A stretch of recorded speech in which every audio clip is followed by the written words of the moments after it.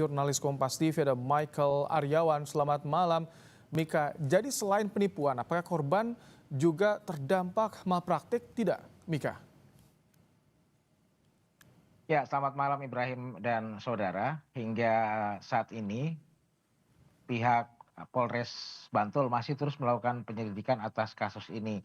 Nah, apakah sesuai pertanyaan Anda, apakah ada korban yang terkena malpraktek atau tidak, memang masih terus didalami. Namun hingga saat ini laporan yang masuk ke pihak Polres Bantul adalah bahwa tersangka telah melakukan penipuan hingga 538 juta rupiah dan juga ada menahan sertifikat tanah dari korban, dan itulah yang menjadi dasar laporan. Sementara terkait malpraktek masih terus didalami. Mengingat selama ini korban memang tidak mendapat perawatan dari dokter gadungan tersebut dan hanya berupa konsultasi layanan kesehatan serta dilakukan janji-janji untuk segera akan membawa kedua korban tersebut ke rumah sakit dan kemudian diadakan mengambil sampel darah, Oh. dan hanya sebatas itu, Ibrahim.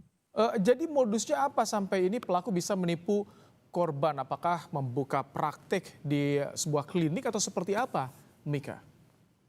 Ya, jadi kejadian ini berawal dari tersangka bernama FE ini datang ke Desa Argosari di Sedayu Bantul, Yogyakarta untuk mengontrak rumah dan kemudian eh, membuka bimbingan belajar sekaligus klinik layanan kesehatan, karena dia mengaku sebagai pendatang, dia mengaku kepada warga tersebut bahwa dia adalah dokter sekaligus juga memberikan bimbingan belajar kepada anak-anak di daerah tersebut. Nah, dari mulut ke mulut kemudian tersebarlah bahwa dia adalah dokter, sehingga kemudian orang atau warga setempat datang untuk memeriksakan diri. Nah, berawal dari situlah kemudian terjadi perkenalan antara tersangka dengan korban, sehingga kemudian si tersangka ini melakukan pemeriksaan terhadap korban dan menyatakan, mendiagnosa bahwa korban mengidap HIV dan juga mengalami gangguan mental, sehingga Oke. diperlukan perawatan selanjutnya, dan itu berlangsung sudah 1 tahun, sehingga eh, biaya yang dikeluarkan untuk layanan kesehatan tersebut mencapai ratusan juta rupiah, Ibrahim. Kami lihat ada beberapa alat dan juga seragam dokter yang disiapkan oleh pelaku ini. Korbannya apakah lebih dari dua, Mika?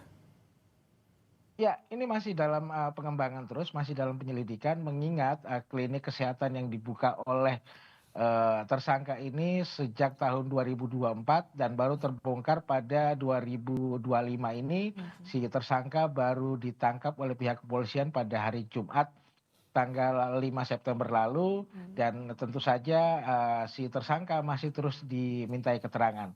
Nah, diharapkan juga dari pihak kepolisian ada warga yang mau melaporkan apakah mereka menjadi korban penipuan atau tidak. Nah, saat Baik, ini memang masih terus diselidiki, Ibrahim. baik. Terima kasih Michael Aryawan untuk laporan Anda langsung dari Yogyakarta.